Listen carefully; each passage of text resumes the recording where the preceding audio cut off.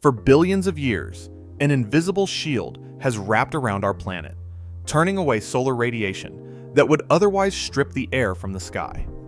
We owe our oceans, our atmosphere, and arguably our lives to it. It's Earth's magnetic field, and right now, it's doing something unsettling. It's weakening. A weak spot over the South Atlantic has grown by an area half the size of Europe in little more than a decade, while magnetic north bolts across the Arctic toward Siberia. So scientists keep fielding the same question. Is the field about to flip? This story doesn't begin at the surface. It begins almost 2,000 miles beneath your feet, in a place no drill has ever reached and no eye has ever seen. Down there, past the crust and deep into the planet, sits a vast ocean of liquid iron, hotter than the surface of some stars, churning in slow and constant motion. That molten metal conducts electricity, and as it swirls around the solid inner core, it behaves like a spinning dynamo in a bicycle light. The motion generates electric currents, and those currents generate a magnetic field that reaches up through the rock, out past the clouds, and tens of thousands of miles into space. That field is the only reason the sky above you is breathable. The sun pours out a constant stream of charged particles called the solar wind, and without protection, that radiation would slowly tear away the upper atmosphere and the ozone that shields the surface.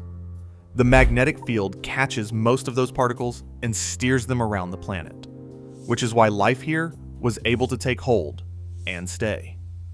We've only known where this field points for less than 2 centuries. In 1831, a British explorer named James Clark Ross stood in the frozen islands of northern Canada and pinned down the exact spot where a compass needle points straight down. He'd found magnetic north. For a long time after that, it stayed roughly where he left it. Magnetic north has always wandered a little, drifting with the currents in the core far below. For most of the 20th century, that drift was gentle. In the 1950s, the pole was creeping across the Canadian Arctic at less than 100 feet a day, slow enough that the people tracking it could practically take the season off. Then, sometime in the 1990s, the creep became a run. By the early 2000s, magnetic north was moving at around 34 miles a year, more than 4 times its old pace. But here's the detail that almost everyone missed at the time. It was doing something stranger than simply speeding up. It had changed direction, abandoning its long, lazy loops around northern Canada and striking out in a straight, determined line towards Siberia.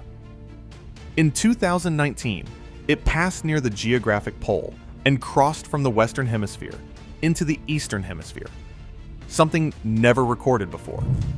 To put that plainly, the needle that has guided sailors and pilots for centuries had drifted so far that the official maps describing it were now wrong. That's a serious problem.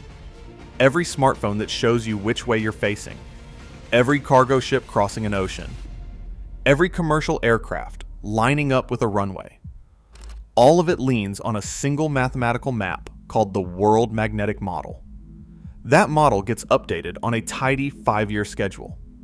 But in 2019, the pole had moved so fast that the model couldn't wait.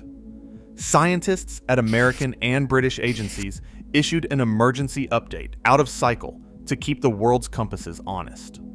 Think about that for a second. The planet's own magnetism outran the math we use to track it. The runways themselves turn out to be part of the story, and this detail catches most people off guard. The big numbers painted at each end of an airport runway carry a hidden meaning. Each one is a compass reading. A runway labeled 18 points to roughly 180 degrees on a magnetic compass, which is very nearly due south. By international rule, those numbers come straight from the runway's magnetic heading, rounded to the nearest 10 degrees. So when magnetic north drifts far enough, the true heading shifts. The painted number on the ground stops matching the magnetic reading a pilot sees, and the airport has to repaint and rename the runway. It happens more often than you'd guess. In 2011, Tampa International Airport in Florida shut down its main runway, scraped off the markings, and renamed it from 8 right to 9 right.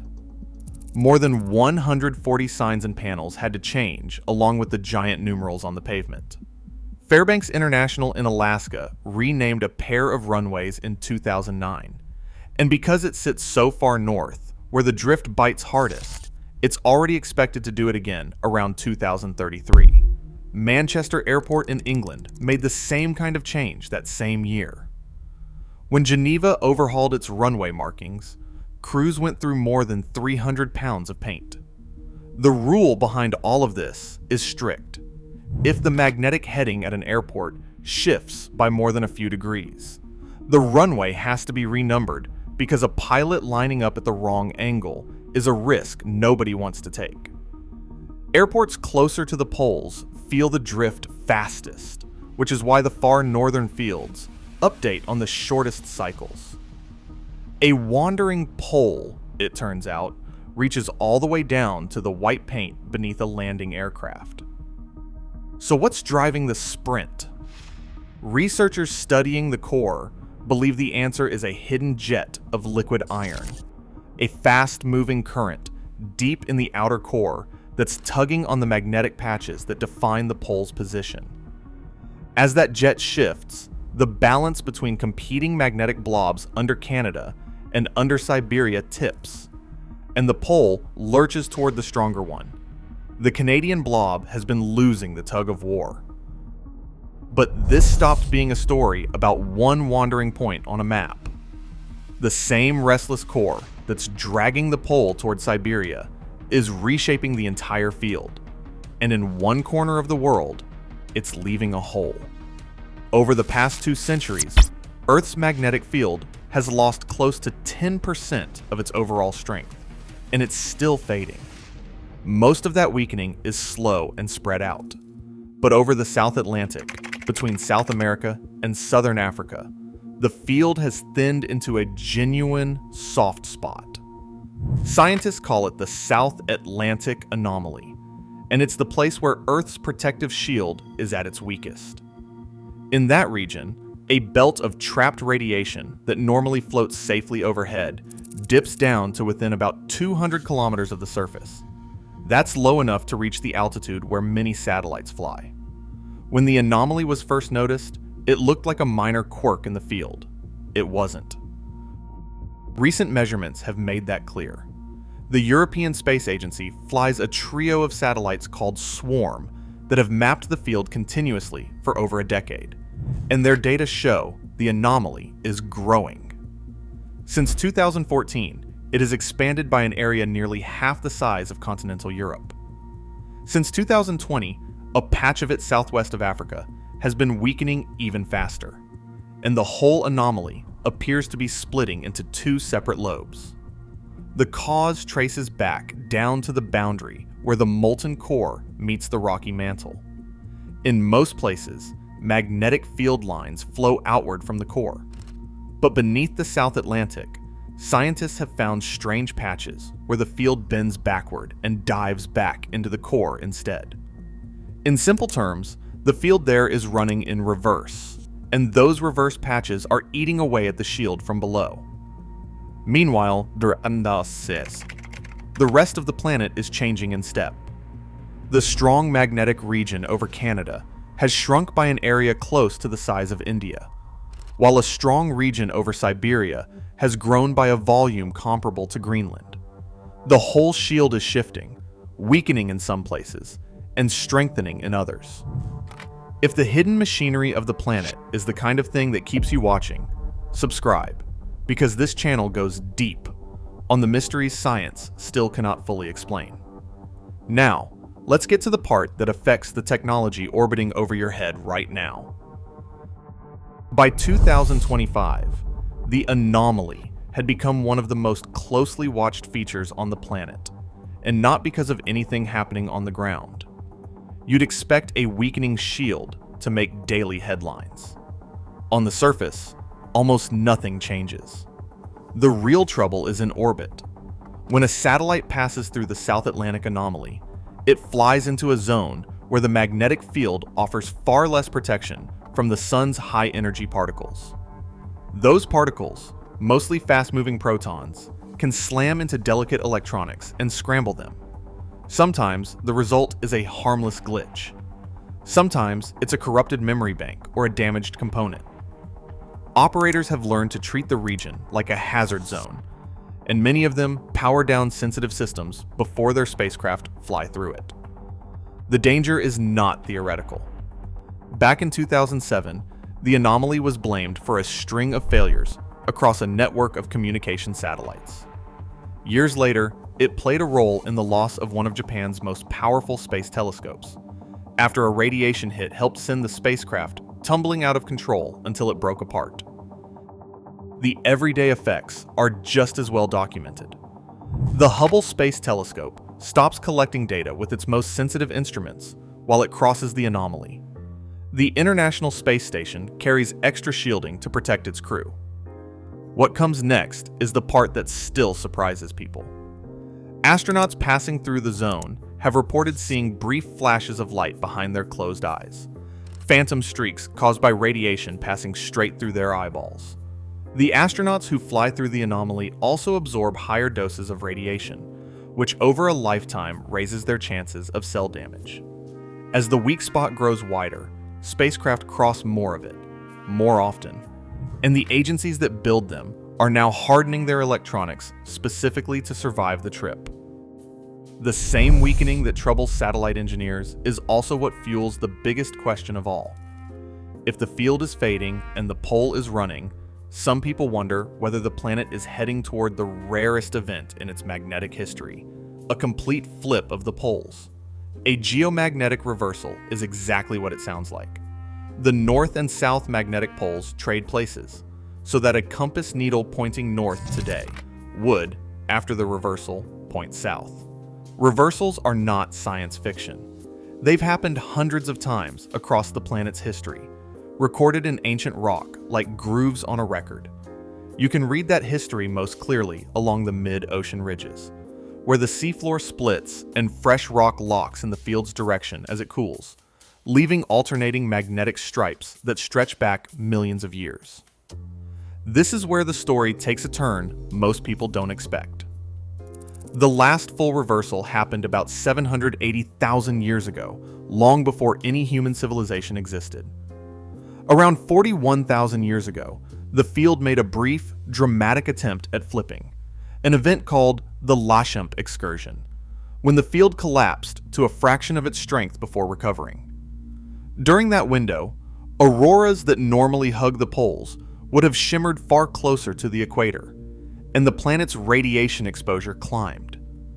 Then the field steadied, and north stayed north. So with the pole racing and the field weakening, are we due for another? The scientists who study this for a living say no, not anytime soon. The 2025 analysis of the swarm data found no sign of an impending reversal.